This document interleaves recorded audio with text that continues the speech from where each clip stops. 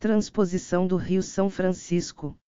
A transposição do Rio São Francisco é um projeto de deslocamento de parte das águas do Rio São Francisco, no Brasil, nomeado pelo governo brasileiro como Projeto de Integração do Rio São Francisco com Bacias Hidrográficas do Nordeste Setentrional.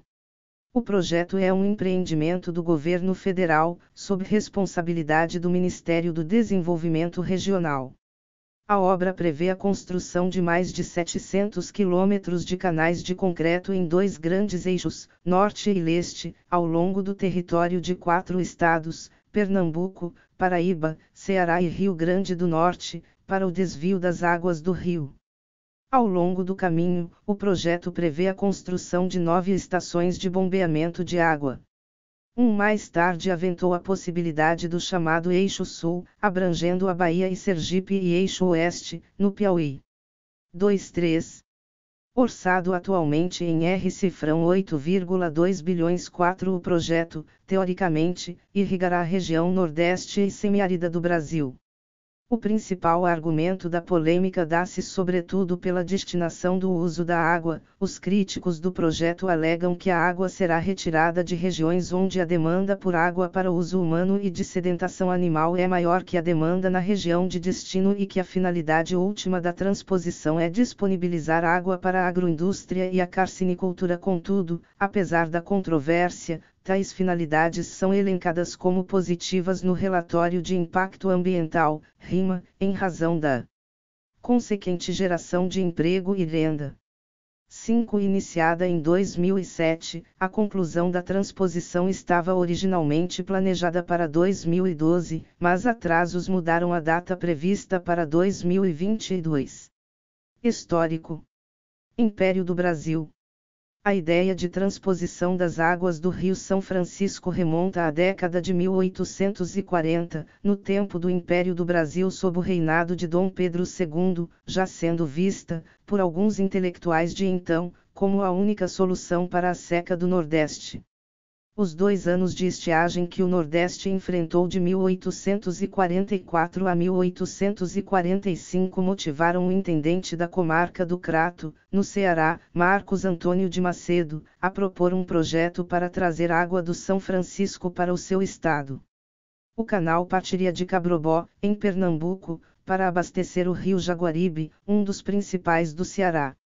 Foi o primeiro projeto de transposição das águas do Rio São Francisco, elaborado em 1847. Naquela época, não foi iniciado o projeto por falta de recursos da engenharia. 7-8. 30 anos se passaram sem que o imperador Dom Pedro II tomasse conhecimento do ousado plano, até que o Nordeste enfrentou uma das mais terríveis secas de sua história, conhecida como a Grande Seca, de 1877 a 1879. Toda a região foi afetada, contudo a província do Ceará foi a mais atingida, onde cerca de 10% da população pereceu. A província tinha por volta de 800 mil habitantes. 9-10 desistiu de retomá-lo, porém, porque estudos feitos pelo Barão de Capanema demonstraram não haver recursos técnicos para fazer com que as águas transpusessem a Chapada do Araripe, localizada na divisa dos estados do Ceará, Piauí e Pernambuco. Nos últimos 12 anos do Império, o parlamento brasileiro sempre recusou as propostas do imperador carece de fontes para a construção de um canal de transposição, alegando que tal idealização tratava-se de uma obra faraônica e de elevado custo.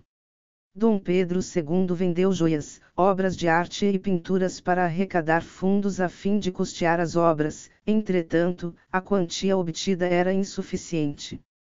Carece de fontes. Depois da seca de 1877, o imperador envia uma equipe de engenheiros para a região nordestina para estudar as possibilidades de projetos de engenharia com a intenção de amenizar as consequências das secas. Os resultados desses estudos, realizados por engenheiros brasileiros e ingleses, indicaram a construção de barragens ou açudes. O açude do Cedro foi uma das primeiras grandes obras de combate à seca realizadas pelo governo imperial. A ordem de construção foi dada por D. Pedro II em decorrência do grande impacto social provocado pela seca de 1877, porém o início das obras deu-se durante os governos republicanos entre 1890 e 1906. Não restará uma joia da coroa, mas nenhum nordestino morrerá de fome. D. Pedro II. República. Ao longo do século XX, a transposição do São Francisco continuou a ser vista como uma solução para aumentar as disponibilidades em água no Nordeste setentrional. A discussão foi retomada em 1943 pelo presidente Getúlio Vargas. O primeiro projeto consistente surgiu no governo João Batista de Oliveira Figueiredo, quando Mário Andreasa era ministro do Interior, após uma das mais longas estiagens da história, de 1979 a 1983, e foi elaborado pelo extinto Departamento Nacional de Obras e Saneamento, DNUS. Carece de fontes. Em agosto de 1994, o presidente Itamar Franco enviou um decreto ao Senado, declarando ser de interesse da União estudos sobre o potencial hídrico das bacias das regiões semiáridas dos estados do Pernambuco, Ceará, Rio Grande do Norte e Paraíba.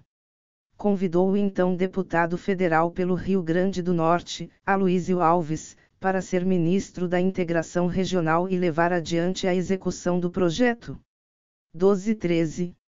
Fernando Henrique Cardoso, ao assumir o governo, assinou o documento Compromisso pela Vida do São Francisco, propondo a revitalização do rio e a construção dos canais de transposição, o eixo norte, o eixo leste, Sertão e Remanso. Previa ainda a transposição do rio Tocantins para o rio São Francisco, grande projeto da época do ministro Andreasa. Carece de fontes.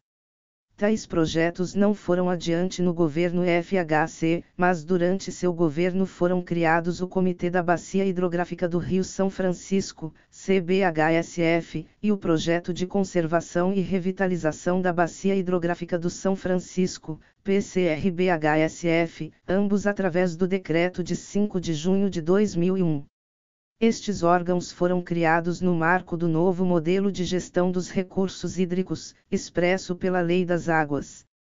14. Os comitês das bacias, compostos por representantes dos estados e municípios cujos territórios contenham parte da bacia, dos usuários das águas e entidades civis de recursos hídricos que atuem na bacia, representam uma forma descentralizada e participativa da gestão dos recursos hídricos.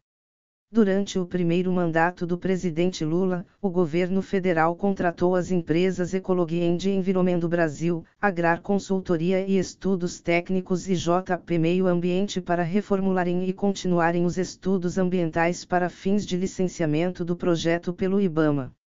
O projeto foi colocado a cargo do Ministério da Integração Nacional, comandado pelo então ministro Ciro Gomes, ferrenho defensor da proposta e considerado, junto a Lula, o grande realizador da iniciativa.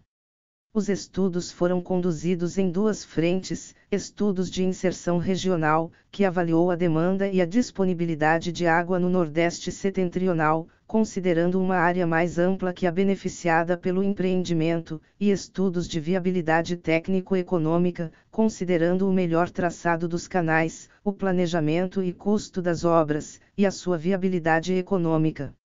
Estas empresas foram responsáveis pelos estudos de impacto ambiental e pelo relatório de impacto ambiental, apresentados em julho de 2004, que contém a versão atual do projeto, agora intitulado Projeto de Integração do Rio São Francisco com as Bacias Hidrográficas do Nordeste Setentrional. 15. Também em julho de 2004, o Plano Decenal de Recursos Hídricos da Bacia do São Francisco foi aprovado pelo CBHSF, durante reunião em Juazeiro, na Bahia, à exceção do ponto que definiria o uso externo das águas da bacia, que foi postergado para uma reunião extraordinária, após pedido de vistas pelo secretário de Recursos Hídricos do Ministério do Meio Ambiente MMA, a fim de assegurar uma melhor avaliação pelo assunto. Durante esta reunião extraordinária, em outubro de 2007, as atribuições do Comitê de Bacia para definir os usos das águas do Rio São Francisco foi questionada pelo secretário do MMA, que propôs que tal matéria fosse definida pelo Conselho Nacional de Recursos Hídricos, presidido pela então ministra do Meio Ambiente Marina Silva, no qual a maioria dos membros é representante do governo. Ao votar a matéria, o comitê considerou legítimas as suas atribuições